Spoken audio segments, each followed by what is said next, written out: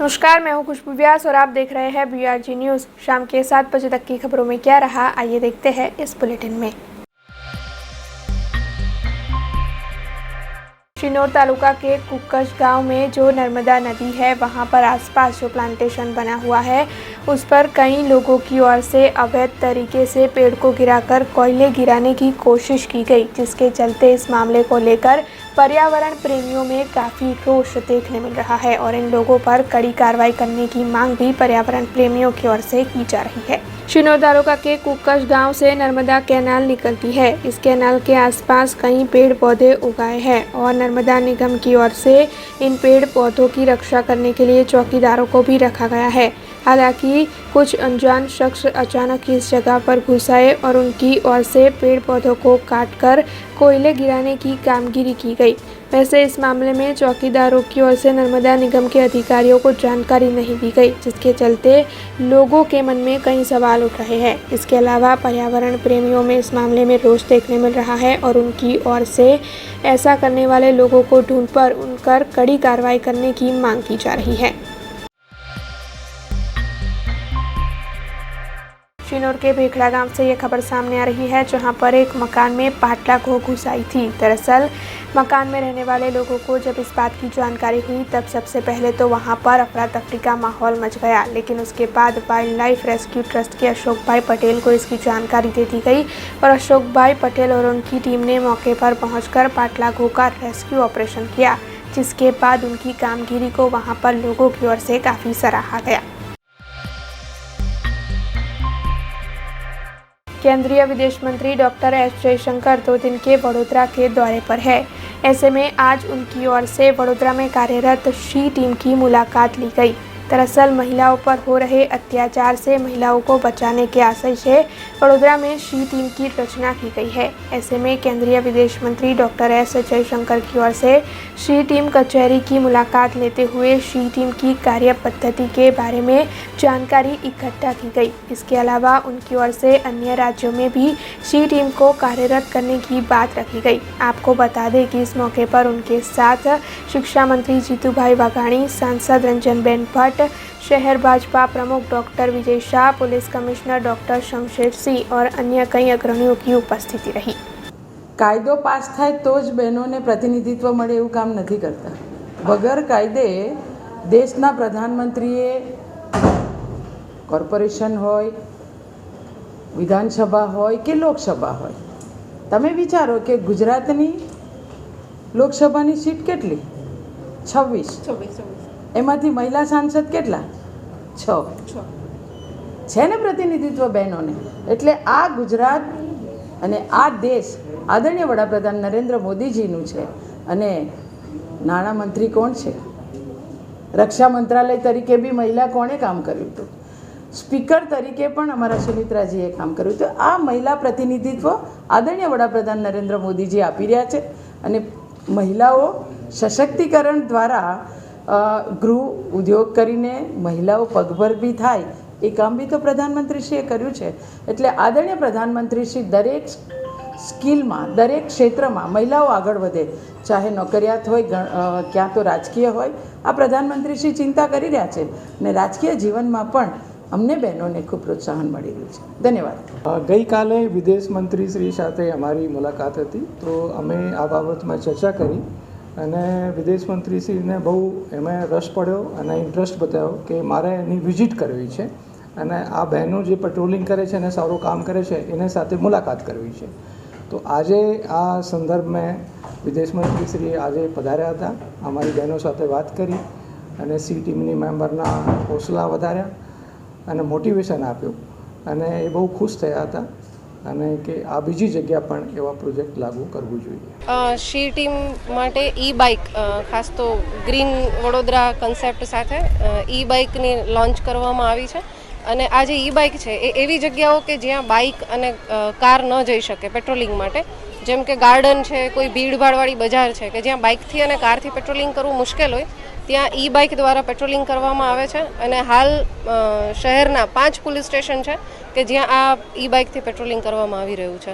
જેટલા પણ ગાર્ડન છે, જેમ કે કમાટી બાગ છે, પછી ગોત્રીની આસપાસ ગાર્ડન છે, આ બધા ગાર્ડનમાં પણ અમે ઈ બાઇકથી પેટ્રોલિંગ કર્યું છે. એટલે જ્યાં અમે નહોતા પહોંચી શકતા ત્યાં ઈ બાઇક થ્રુ અમે હવે પહોંચી શક્યા છીએ. અધરવાઇઝ અમારે વોક કરીને કેવી રીતે પેટ્રોલિંગ કરવું પડે, તો બેટર છે કે ઈ બાઇકથી પેટ્રોલિંગ કરીએ. અને સાથે સાથે બજારો છે અહીંયાની વડોદરાની છે કે જેમાં ભીડભાડ હોય છે, તો આ બજારોમાં પણ અમે હવે ઈ બાઇકથી ઇઝીલી પેટ્રોલિંગ કરી શકીએ છીએ. महाराजा सयाजीराव यूनिवर्सिटी में लैब अटेंडेंट के तौर पर बाबूभाई माली कार्य कर रहे थे. हालांकि अपने फर्ज के दौरान उनका निधन हो गया. ऐसे में बीते 20 सालों से उनकी पत्नी की ओर से यूनिवर्सिटी प्रशासन से न्याय की मांग की जा रही है, लेकिन बाबूभाई माली की जगह पर उनके परिवार में से किसी को भी यूनिवर्सिटी प्रशासन की ओर से नौकरी नहीं दी जा रही है. हालांकि बार बार इस मामले को लेकर बाबूभाई माली की पत्नी की ओर से यूनिवर्सिटी प्रशासन को अवगत करवाया गया है और आखिरकार उन्होंने इस मामले की शिकायत पुलिस में करते हुए आत्मविलोपन की धमकी भी दी, लेकिन उसके बावजूद भी उनकी मदद में यूनिवर्सिटी प्रशासन की ओर से कोई भी फैसला नहीं लिया गया और उनकी आत्मविलोपन की धमकी देने के बाद पुलिस प्रशासन की ओर से भी इस मामले में कोई भी एक्शन नहीं लिया गया, जिसके चलते अब निवृत्त पुलिस कर्मचारी मंडल बाबूभाई माली की पत्नी की मदद में आगे आया है और उनकी ओर से बाबूभाई माली के परिजनों को नौकरी मिल सके, इस आशय से उनकी मदद करने के लिए कोशिश की जा रही है. હું વડોદરા શહેર જિલ્લા પોલીસ નિવૃત્ત પોલીસ કર્મચારી મંડળનો ઉપપ્રમુખ છું. મારું નામ રૈજીભાઈ માળી છે. હવે આ પસીબેન માળી કરીને એક વિધવા ગરીબ બાઈ છે. એના પતિ છે બાબુભાઈ શંકરભાઈ માળી અને તેઓ 2002માં 1969ની અંદર એક MS યુનિવર્સિટીમાં નોકરી પર જોડાયેલા અને લગભગ એમને 33 વર્ષ નોકરી પૂરી કરી. માત્ર 7 વર્ષ નોકરી એમની બાકી રહી અને એ સમયે ચાલુ નોકરી દરમિયાનમાં આ બાબુભાઈ એટેકના કારણે ઓફ થઈ ગયા. સરકારના નીતિ નિયમ મુજબ 1 મહિનામાં જ એમને કાયદેસર સરકારના નિયત કરેલા ફોર્મ ભરી અને કાયદેસર તમામ જે ડોક્યુમેન્ટ માંગ્યા ડોક્યુમેન્ટ રજૂ કરેલા છે. આ લોકોએ રજૂ કર્યા પછી એમને કે નોકરી મળશે, નોકરી આવશે ઉપરથી આવશે પછી લઈશું, પણ આ લોકોને અંદર એટલે એમના પટાવાળા પેસવા દેતા નથી કે નથી એમની જોડે કોઈ વાત કરતા. તો એ આ જે બેનને ત્રાસ આ લોકોએ ગુજારી દીધો છે. કોઈ પણ જવાબ અરજી કરે તો આ MS યુનિવર્સિટી કોઈ જવાબ આપતી નથી. છેલ્લે વાર એમને કંટાળીને ઘાર થઈ ગયા. પછી એ મારી પાસે આવ્યા કે ભાઈ મને આવો રીતે અન્યાય થયો છે તો તમે મને ગમે તેમ કરી ન્યાય અપાવો. તો સરકારશ્રીનો નિયમ છે, સરકારશ્રીએ એવો ઠરાવ કરેલો છે કે જે વ્યક્તિને જે ચાલુ નોકરી પર મરી જાય, વર્ગ 3 અને વર્ગ 4ના કર્મચારી કોઈ પણ મરી જાય તો તેઓને ઉચ્ચ નાણાકીય સહાય આપવી એવી રીતે ગવર્મેન્ટનો એક ઠરાવ થયેલા છે. એ ઠરાવ મુજબ 2016માં થયો છે. એમાં 8 લાખ રૂપિયાનો એક ઠરાવ કાયદેસર છે. મારી પાસે કાયદેસરનો ઠરાવ છે અને એ ઠરાવ હું તમને બતાવી શકું એમ છું. તો એ ઠરાવ મુજબ પણ આપણે રજૂઆત કરી છતાં કોઈ જવાબ આપતા નથી.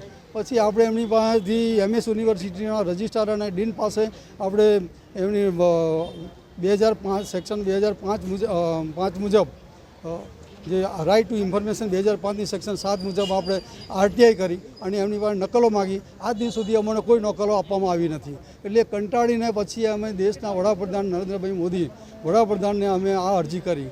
અરજી કર્યા પછી ત્યાં આગળ એમની પાસેથી PMO ઓફિસમાંથી અરજીની તપાસ પોલીસ કમિશનર પાસે આવે છે અને પોલીસ કમિશનર પાસે આવી છે. પોલીસ કમિશનરે ઝોન 1ને આપી છે. ઝોન 1એ એવો હુકમ કર્યો છે કે ભાઈ સયાજીગંજના PIએ જાતે તપાસ કરવી. નોકરી માટે જાઉં તો એ લોકો શું કહે કે અમને નહીં મળે નોકરી તો બીજાને નોકરી પર બીજાને લીધો સાહેબ. મેં ઘરે જાઉં તો મને ના કે ઉપરથી આવશે ને ત્યાં લઈશું. ઉપરમાં થાકી જઈ પછી જવાનું મેં બંધ કરી કાઢ્યું. મારું ભાડું નાડું કેટલું 200-300 રૂપિયા થઈ જાય છે યુનિવર્સિટીમાં.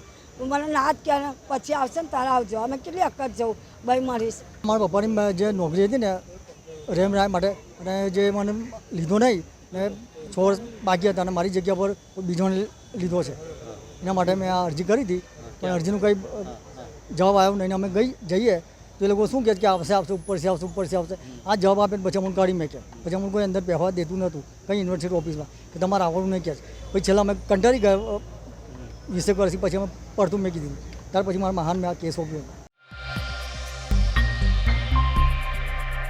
वडोदरा शहर में संभव इनिशिएटिव संस्था के कार्यकरों की ओर से सरकारी कचहरियों के परिसर में आज जन जागृति कार्यक्रम का आयोजन किया गया था। दरअसल नाट्यों की पेशकश के जरिए संभव इनिशिएटिव के कार्यकरों की ओर से लोगों में जन जागृति फैलाने की कोशिश की गई। पारिवारिक झगड़े या अन्य किसी भी तरीके की लड़ाई में अगर इंसान कानूनी तरीका अपनाता है तो फिर कोर्ट में लंबे वक्त तक वो केस चलता ही रहता है। ऐसे में कम वक्त और कम पैसों की बर्बादी में अगर कोई भी अपना मसला हल करवाना चाहता हो तो संभव इनिशिएटिव ऐसे लोगों की मदद करता है। उसी के चलते संभव इनिशिएटिव की ओर से आज जन जागृति कार्यक्रम का आयोजन किया गया था और संभव इनिशिएटिव संस्था की फाउंडर की ओर से इस मामले में ज़्यादा जानकारी भी मुहैया करवाई गई। અમે આજે લોકો નર્મદા ભવન ખાતે આવ્યા છે। અમે સંભવ ઇનિશિયેટિવ દ્વારા આજે એક જનજાગૃતિનો એક કાર્યક્રમ કરી રહ્યા છે, જેમાં અમે લોકોને નાટક દ્વારા સમજાવી રહ્યા છે કે પારિવારિક ઝઘડો કે લેન્ડ ડિસ્પ્યુટ જો એક તમારો વિવાદ થાય છે તો એમાં મધ્યસ્થ રસ્તો અપનાવીને તમે કેવી રીતે ન્યાય મેળવી શકો છો। આપણે કોર્ટોમાં આપણે નોર્મલી મૂવીઝમાં કે એમ નોર્મલી એવું સાંભળ્યું હોય છે કે કોર્ટમાં કેસ થાય એટલે તારીખ પે તારીખ પડ્યા કરે ને વર્ષો સુધી કેસ ચાલ્યા કરતો હોય છે। તો મધ્યસ્થ એક એવો રસ્તો છે કે જેનો તમારો કેસ લાંબો નથી ચાલતો, એમાં ફક્ત 60 દિવસમાં કેસનું નિરાકરણ આવે છે, એટલે સમયની બચત થાય છે, પૈસાની બચત એ રીતે થાય છે કે વર્ષોના વર્ષો કેસ નથી ચાલતો એટલે સમય પૈસા બંને બચે છે। હવે ફોર એક્ઝામ્પલ પારિવારિક કિસ્સાઓ છે તેમાં ભાઈ બહેન કે પતિ પત્ની વચ્ચેનો કોઈ કિસ્સો હશે કે કૌટુંબિક ન હશે, તેનાથી જો મધ્યસ્થતા દ્વારા એમનો ડિસ્પ્યુટ સોલ્વ કરવામાં આવે છે તેમાં એમના સંબંધોની પણ એ થાય છે, બચી જતા હોય છે।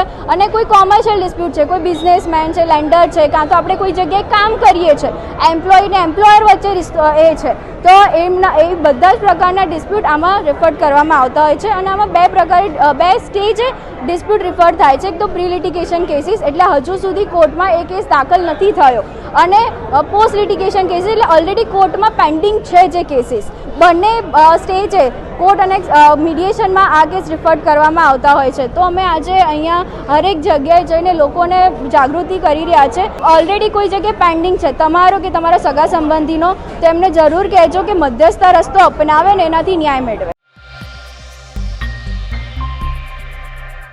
शिमला में देश के प्रधानमंत्री नरेंद्र मोदी की ओर से गरीब कल्याण सम्मेलन कार्यक्रम के तहत उपस्थिति दी गई थी, जिसके चलते राजपीपला के टाउन हॉल में जिला प्रभारी पूर्णेश भाई मोदी समेत के पदाधिकारी इस कार्यक्रम में वर्चुअली जुड़े। देश के प्रधानमंत्री नरेंद्र मोदी की ओर से सरकारी योजनाओं के लाभ गरीब जनता तक पहुंचाने के लिए गरीब कल्याण सम्मेलन का आयोजन शिमला में करवाया गया। वैसे राष्ट्रीय कक्षा के इस संवाद कार्यक्रम के तहत लाभार्थियों को कई योजनाओं के लाभ मुहैया करवाए गए। ऐसे में राजपीपला के टाउन हॉल में भी गरीब कल्याण सम्मेलन का वर्चुअल कार्यक्रम आयोजित हुआ, जिसमें गुजरात के मार्ग और मकान विभाग के मंत्री और नर्मदा जिला के प्रभारी पूर्णेश भाई मोदी समेत कई पदाधिकारियों की उपस्थिति रही। इस कार्यक्रम के तहत प्रधानमंत्री किसान सम्मान निधि के तहत 10 करोड़ से भी ज़्यादा किसानों को 21,000 करोड़ की रकम 11 हफ्ते की तरीके से मुहैया करवाने की बात राजपीपला के टाउन हॉल में रखी गई। 20,000 રૂપિયા મળ્યા છે, જે બધા થઈને સમય પણ ઘણો બચે છે અને જમવાનું પણ ફટાફટ બની જાય છે। ઘરે આયન ગોળી મેડમની હાજરી આવાસ યોજનાના મકાનની બાંધકામની यहाँ पे मैं मजदूरी करने आया हूँ। गरीब कल्याण प्रधानमंत्री बनी કે મારા સસરા અચાનક બીમાર થઈ ગયા અને તેનાથી મારો ધંધો ખૂબ વિકસિત થયો છે અને 7 लाख से ज्यादा लाभार्थी के लिए डिजिटल सिस्टम से पूर्व टेक होम राशन की डिमांड। कर्नाटक के कलबुर्गी जिले से अब खबरों से लगातार अपडेट रहना हुआ आसान। BRG न्यूज आपके मोबाइल स्क्रीन पर। आज ही BRG न्यूज की mobile app Google play store और ऐप स्टोर से डाउनलोड करें और खबरों से लगातार जुड़े रहें।